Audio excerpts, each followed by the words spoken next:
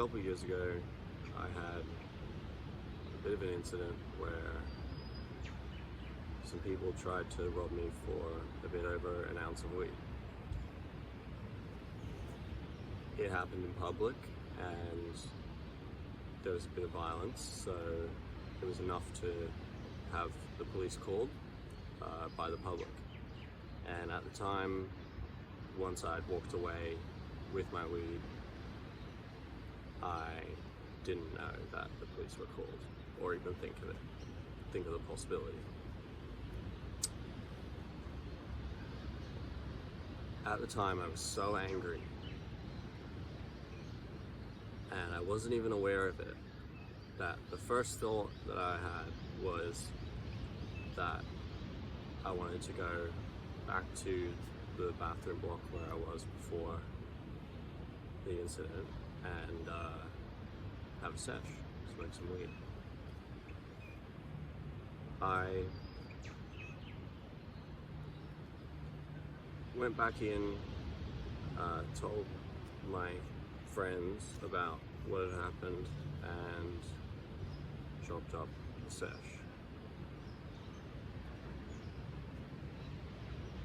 Got a knock on the door, police, and I ended up having to run away, and I went straight from anger, just pure anger, to fear as soon as that knock happened. And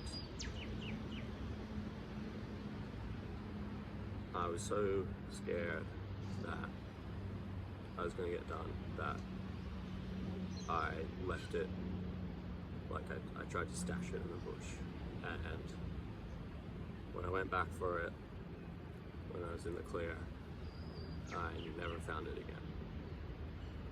And I stashed my 2-something ounces, so I lost that. And the reason I'm telling this story is because I'm trying to illustrate a point here. So I was so overwhelmed by anger and I didn't know how to deal with it without weed. So I went straight to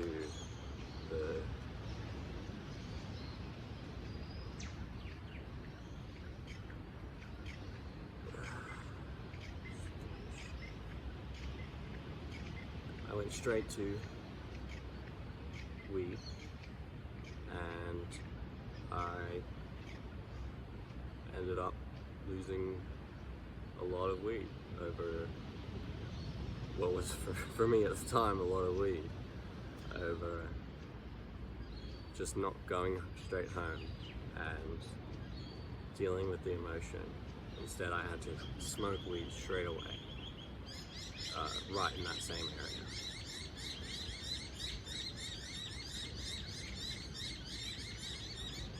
And this is a bit of an extreme example of when not dealing with your emotions can lead to really, really bad outcomes, because you have to smoke weed to deal with it. But I think this problem happens for a lot of young men a lot of the time, and this video is going to explain why. There are 3 uses for emotions. Number 1, motivation to action. Number 2, communication to ourselves. And number 3, communication to others. Now, the reason why awareness of our emotions is more effective than just ignoring them and doing the task no matter how we feel is because we can take advantage of these uses for emotions. So if the action urge of the emotion is to continue to do the thing that's good for you, then you can act on that. If the action urge of the emotion is to not do the thing that's good for you. You can be aware of it rather than completely ignoring it and decide to do the opposite anyway. And then you can, because you're aware of it, you can then use that emotion as fuel later on in a context where it's useful. So take, for example, anger. You can hold on to that and you can use it, say, in your training. So young men especially can use these strong emotions as fuel, I think, a lot more than certain other people. So take, for example, with men, they're a lot more motivated by shame. And I do believe there's some backup, some proof for this, but you can have a look yourself. Women are a lot more motivated by positive emotions and encouragement rather than shame. But men, we have a use for the whole range of emotions, and we may be feeling stronger emotions because of a higher level of dissatisfaction with where we are in life compared to where we want to be. And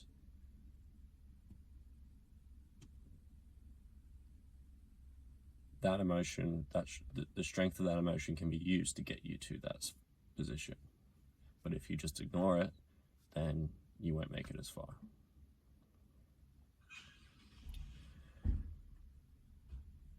So young men should be using these emotions, but instead we're encouraged to be out of touch with them and to ignore them. I think this is aligned a lot with the idea of traditional masculinity. The old narrative was that we should just do what we need to do, use discipline 100% of the time, and if you feel your emotions, you're weak. But this isn't true. It can make you much stronger because you can use it to be more effective.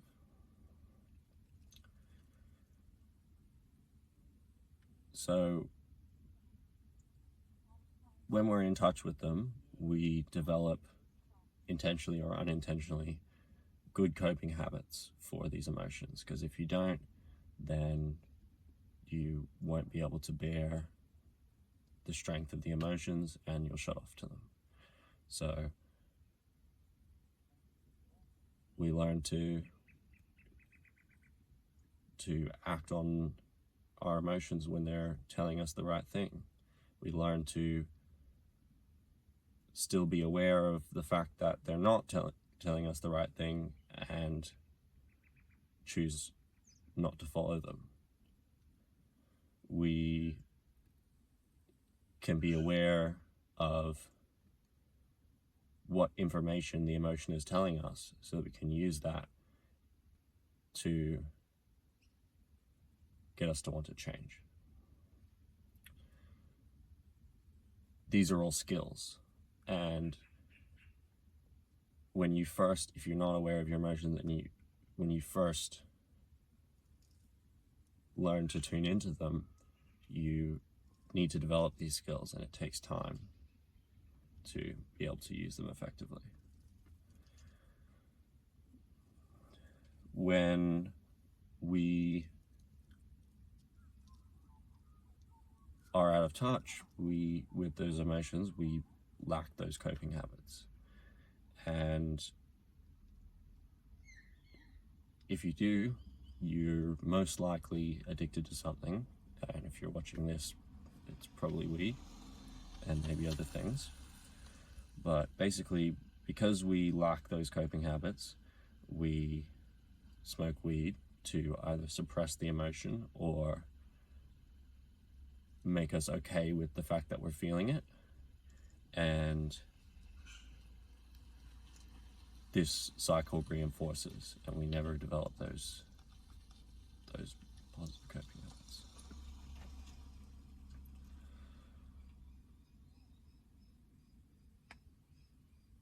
So there are certain emotions I want to use, for example, with young men and weed that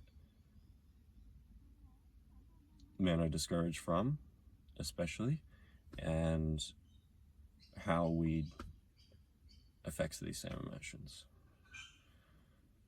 So if we take anger, the example I used in the story, it can be seen as dangerous to society, and so we're discouraged from feeling and expressing this emotion and using it for positive outcomes. Weed shuts this off. I don't know, you've probably been angry and you smoked weed, and it basically shuts this down. Very similar with envy. If we're envious of others, we want what they have, we're told by society that that's not a good emotion, and weed as well shuts that one off. It makes you okay with the fact that other people are doing better than you because you're high. So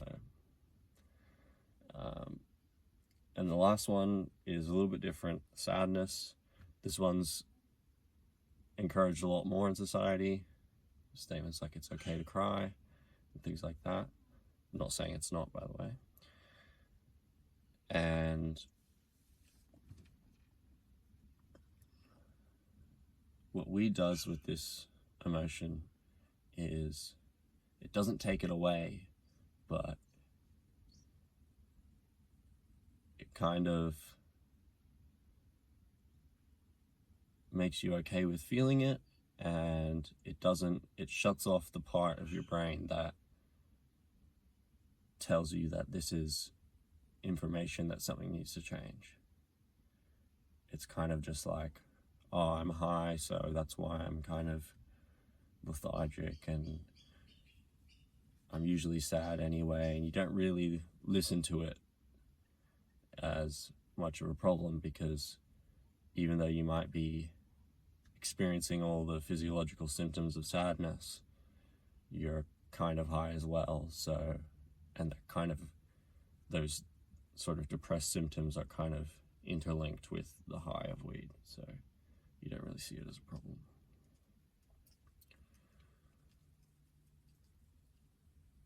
So in my story earlier, I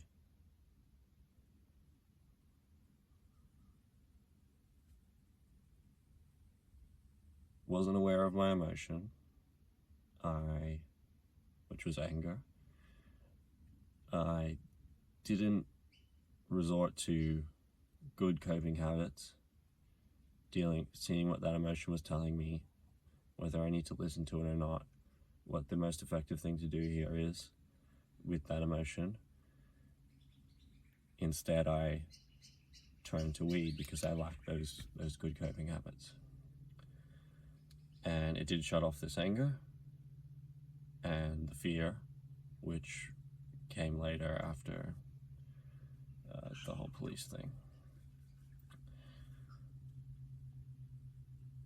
But if I had just gone straight home, dealt with that anger, say, gone and done a bunch of push-ups, trained, I could have used that anger as fuel to work out and do something effective, and that emotion would have dissipated from the activity. But I didn't do that. Instead, I suppressed it with weed.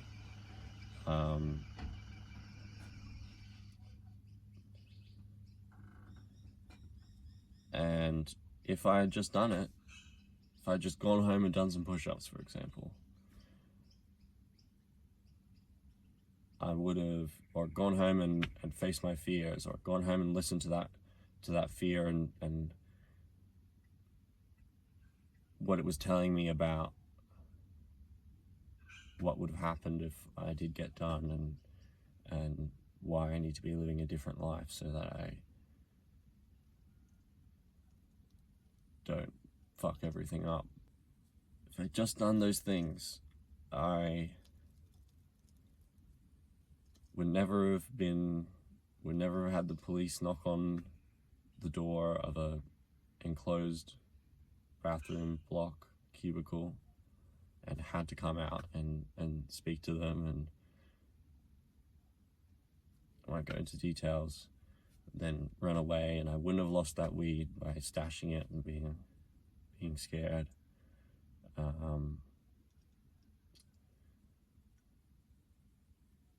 And basically I would have walked away having lost pretty much nothing and having learned a fair bit if I'd just done that, but I didn't.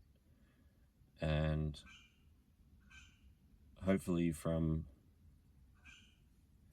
explaining why I should have done what I should have done can sort of help you figure out in your life times when you're doing the same thing, and at that point where you have a choice, because of this video, maybe you can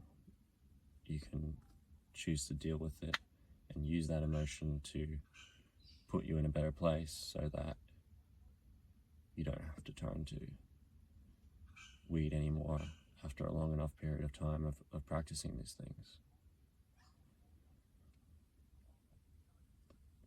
My name's Luke.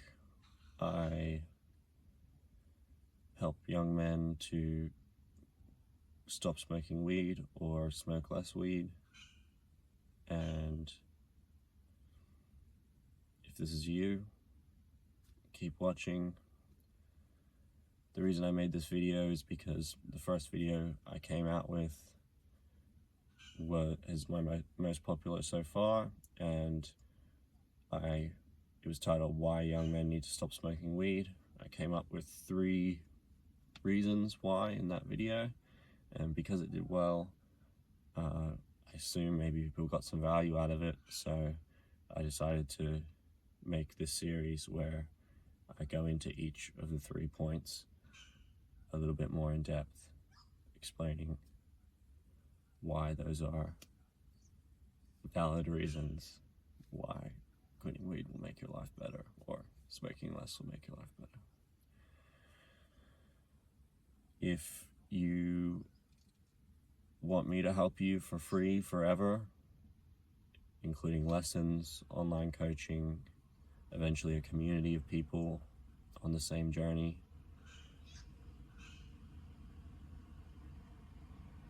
email me and I will just basically tell me what's going on for you, what you want help with, or just let me know you're interested in the free coaching, and I will set you up with that. And if you do sign up for this, you'll be the first free member. Eventually I'm going to be charging a little bit for a community of people where we can all go on this journey. So thanks for listening all the way to the end, and I will see you later.